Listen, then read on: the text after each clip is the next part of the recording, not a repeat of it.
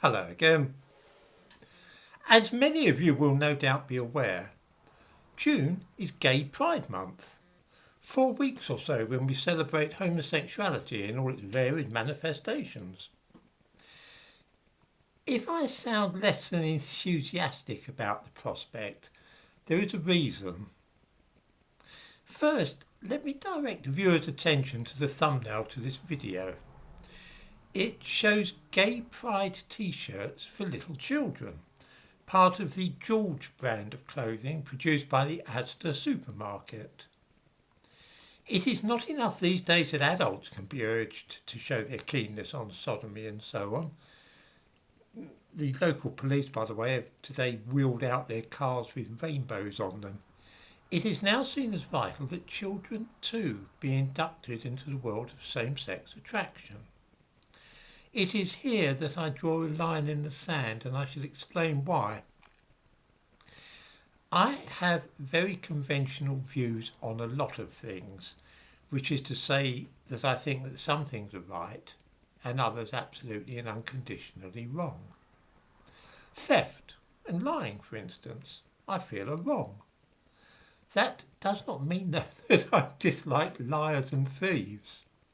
Let's face it, we've all told lies and been dishonest, even if it's just pinching paper clips from the office and telling white lies. I really am not in a position to be self-righteous about this, because I know that I've fallen a long way short of my own ideals, and I'm certainly not in a position to pass judgment on others. In other words, although I think lying is wrong, I have myself told lies, although I regret this. Another ideal of mine is that sex should only take place between a man and woman who are married to each other. Sex which takes place before or out of marriage, or sex between two men or two women, I think falls short of the ideal. Again, before anybody asks if I have ever engaged in sex before marriage, I will readily put up my hands.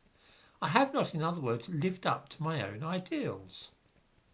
So it is that I know that I am not the one who will be casting the first stone, as it were, when it comes to adulterers or homosexuals. They, like me, are fallible and human. However, even if I have had sex outside marriage, for instance before I married my wife, this does not mean that I wish to celebrate it. It is something I did which I feel that I should not have done. I'm not going to spend a month celebrating premarital or extramarital sex and advocating that everybody does this. Imagine a month devoted to celebrating adultery and saying how cool it was to commit adultery. Now imagine making t-shirts for children which carried slogans which endorsed and promoted adultery. This is pretty much how I view Gay Pride Month. Like almost everybody else, I have been dishonest, I've told lies, I've been sexually promiscuous and so on. But I do not glory in those things. I am sorry for them and I hope not to do them again, although no doubt at all that I will. I will fall short of my own principles and ideals time and again. I'm human. I believe that the natural way of sex, or if you prefer, think of it that way, the God-given pattern, is for one man and one woman to bond for life and have children together.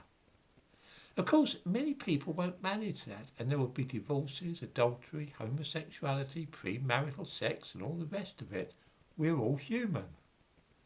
But to take one of those things in particular and then elevate it to something which we should boast about and be proud of, this strikes me as perverse. I get on perfectly well with gay people because, of course, they, like me, don't live perfect and morally pure lives.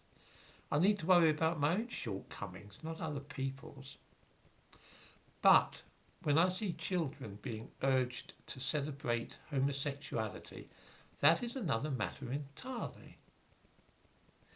I feel the same about those rainbow gay pride t-shirts for little children as I would if someone were manufacturing t-shirts for children which trumpeted the joys of adultery or premarital sex.